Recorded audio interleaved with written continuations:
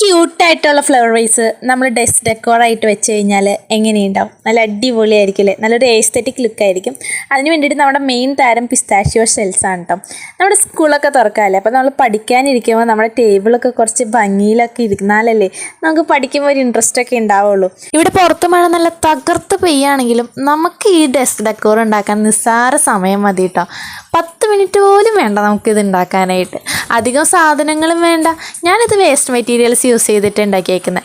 ഞാൻ ഈ പിസ്ത എന്ന് പറയുന്നത് അധികം കഴിച്ചിട്ടൊന്നുമില്ല. പണ്ടെങ്ങാണ്ട് ചെറുപ്പത്തിൽ കഴിച്ചിട്ട് അതിൻ്റെ ഷെൽസ് നമ്മളിങ്ങനെ യൂട്യൂബൊക്കെ നോക്കുമ്പോൾ ഓരോ ക്രാഫ്റ്റൊക്കെ കാണുമല്ലോ, അങ്ങനെ ഏതെങ്കിലും കാലത്ത് ചെയ്താലോ എന്ന് വിചാരിച്ച് മാറ്റി വെച്ച കുറച്ച് ഷെൽസാണ് കേട്ടോ.